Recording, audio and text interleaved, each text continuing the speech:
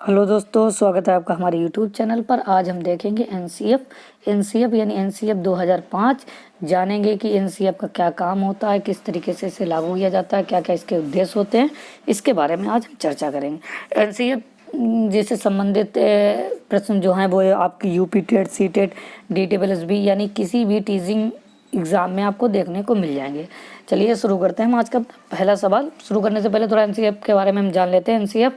NCF का जो main focus होता है वो होता है चाइल्ड एजुकेशन पर। वो कहता है कि जो शिक्षा होना चाहिए वो बाल केंद्रित होना चाहिए और जो रटंत प्रणाली जो है उससे बच्चों को निजात मिलना चाहिए, परीक्षा में सुधार होना चाहिए, जाति, जेंडर, धर्म आदि के आधारों पर जो भेदभाव हो रहा है या कम हुआ है वो बिल्कुल ही ख़त्म होना चाहिए।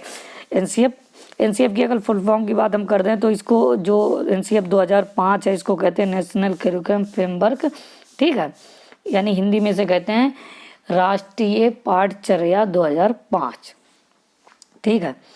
अगर हम इसकी फुल फॉर्म की बात कर लें तो फुल फॉर्म में इसका होता है नेशनल करिकुलम फ्रेमवर्क। और हम आपको बता दें कि टोटल एनसीएफ कितने आए हैं, मतलब टोटल एनसीएफ कितने आए कि हम एनसीएफ 2005 की बात कर रहे हैं, लेकिन इससे पहले 3 एनसीएफ और आ चुके हैं। कौन कौन से? एक आया था 1975 में, दूसरा आया था 1988 में और एक फिर आया था 2000 में, ठीक है। लेकिन आज जो हम बात कर रहे हैं एनसीएफ की वो कर रहे हैं एनसीएफ 2005 की, ठीक है। इस एनसीएफ 2005 के बारे में आज हम बात कर रहे हैं। तो इसके ऊपर मैं एक पूरा वीडियो बना दूंगा, लेकिन आज हम थोड़ा मोटा मोटा जान लेते हैं और उससे संबंधित एमसीक्यूज को सॉल्व कर लेते हैं। आज जो हमारा पहला एमसीक्यूज है वो है कि राष्ट्रीय पाठचर्या की रूपरेखा 2005 के मार्गदर्शक सिद्धांतों के विषय में सत्य कथन है। क्या सत्य कथन है? सत्य कथन है क्या है? ऑप्शन ए है कि पाठचर्या पाठ्य पुस्तक केंद्रित होनी चाहिए। नहीं, ये गलत है। अधिगम प्रक्रिया के अंतर्गत ना समझ आने वाली अवधारणाओं को रखना चाहिए। नहीं, ये भी कुछ सही नहीं लग रहा, फिर भी देख लेते हैं। स्कूल में प्राप्त ज्ञान को बाहरी जीवन से जोड़ा जाना चाहिए। हाँ, ये एकदम सही है। एनसीएफ भी कहता है कि आपका जो स्कूल में प्राप्त ज्ञान है उसको हम अपने असल जीवन से यानी कि बाहरी जीवन से, जो हम स्कूल के बाहर का जो हमारा जीवन है उसे हम किस तरीके से जोड़ सकते हैं। तो इसका जो सही ऑप्शन है वो ऑप्शन नंबर सी है कि स्कूल में प्राप्त ज्ञान को बाहरी जीवन से जोड़ा जाना चाहिए। नेक्स्ट सवाल है कि राष्ट्रीय पाठचर्या की रूपरेखा 2005 के अनुसार बाल केंद्रित शिक्षा शास्त्र में शिक्षा को किस प्रकार नियोजित करने की जरूरत है, आवश्यकता है, किस प्रकार जरूरत है?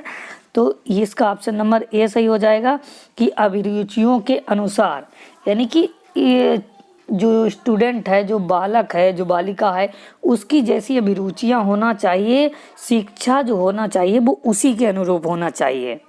यानी स्टूडेंट के ऊपर शिक्षा का फोकस होना चाहिए, मतलब मेन जो सेंटर है ना वो स्टूडेंट होना चाहिए। नेक्स्ट सवाल की तरफ चलते हैं। नेक्स्ट सवाल है हमारा कि राष्ट्रीय पाठचर्या की रूपरेखा 2005 के अनुसार शारीरिक असुविधा का सामान्य स्रोत नहीं है। क्या नहीं है? तो इसमें स्कूल पहुंचने के लिए छोटे बच्चों को दूर तक पैदल चलना, ये समझ में नहीं आता। घटिया फर्नीचर, ये भी नहीं। शारीरिक दंड, मारपीट करना या तकलीफ देह मुद्रा में खड़े रखना, नहीं, ये बिल्कुल नहीं। लड़कियों के लिए शौचालय व सफाई प्रबंधों की व्यवस्था करना, हाँ ये सही है। ऑप्शन नंबर डी इसमें सही है।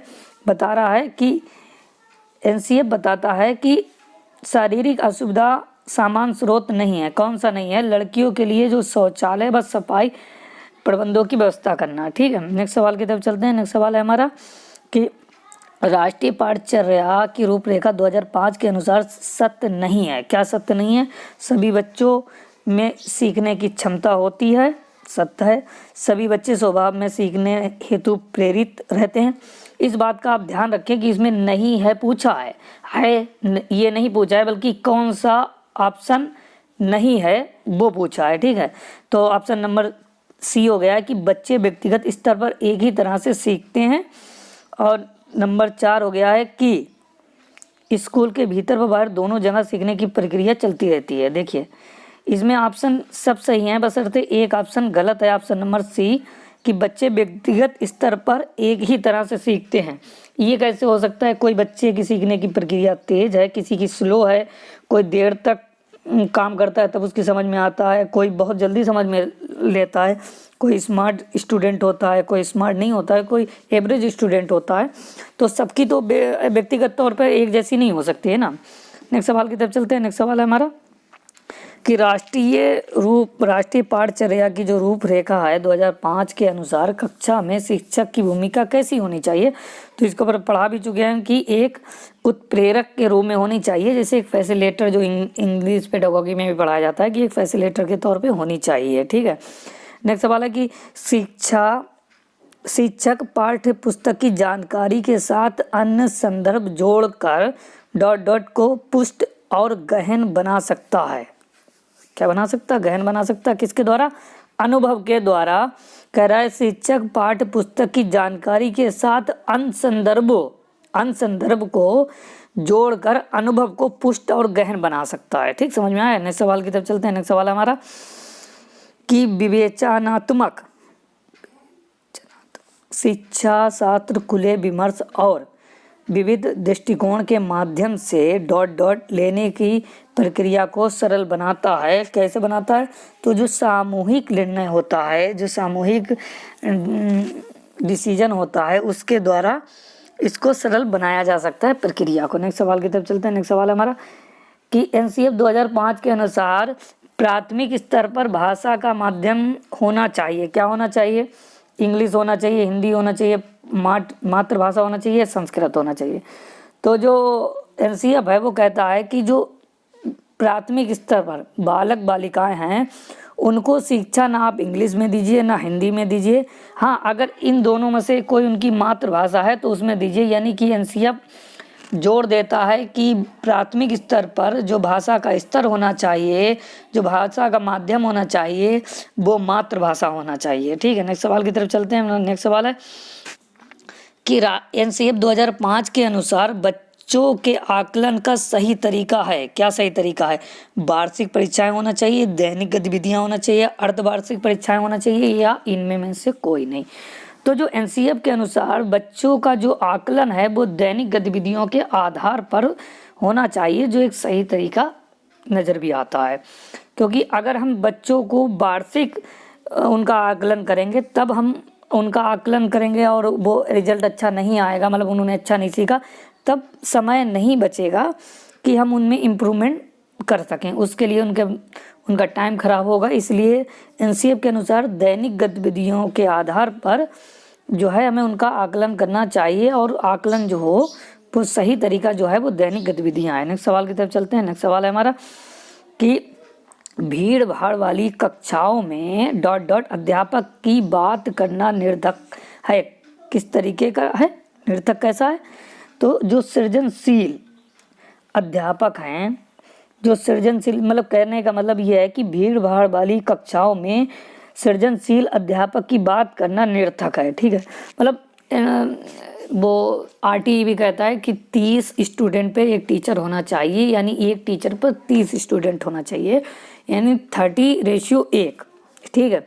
तब जब भीड़ भाड़ वाला कक्षाएं होंगी तो उसमें एक अच्छी एजुकेशन को प्रोवाइड कराना बहुत मुश्किल हो जाएगा। ठीक है।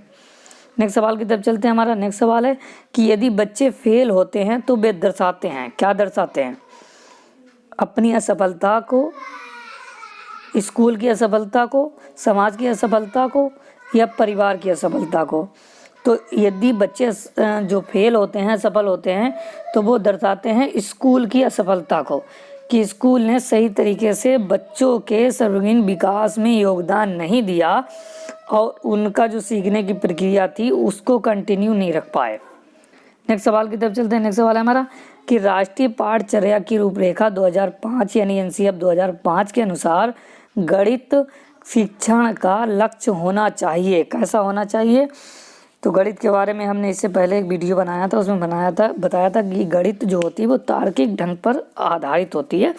तो इसमें ऑप्शन भी ठीक नज़र आ रहा है कि तार्किक ढंग से सोचना, अमूर्तों का निर्माण करना, संचालित करने की योग्यता का विकास करना, या उपयुक्त सभी। तो जो इसमें ऑप्शन है वो उपयुक्त सभी है। ठीक है।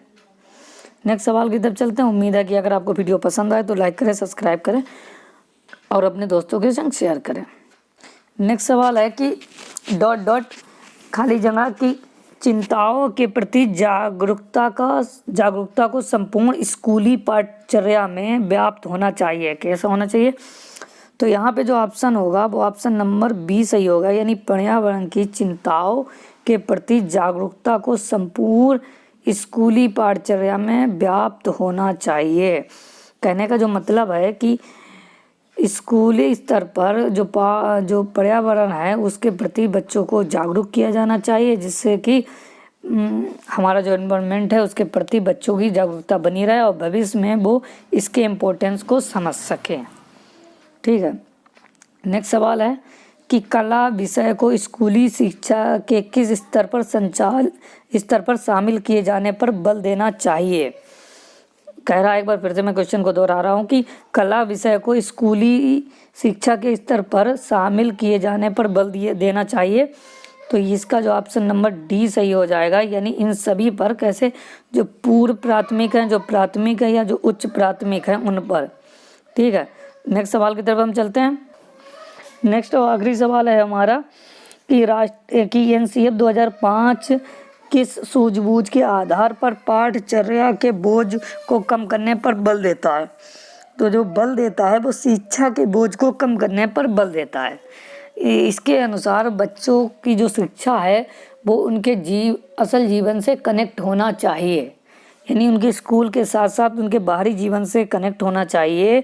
और किताबें ज़्यादा ना हो फर्क नहीं पड़ता, लेकिन बच्चों का जो शिक्षा होना चाहिए वो उनके जीवन से कनेक्ट होना चाहिए। उम्मीद है कि आपको वीडियो पसंद आया होगा। अगर पसंद आया तो लाइक करें, सब्सक्राइब करें, अपने दोस्तों के संग शेयर करें। और हम रोज़ाना ऐसे वीडियो डालते रहते हैं जिसका नोटिफिकेशन आपके पास टाइम से पहुंच जाएगा। धन्यवाद, शुक्रिया।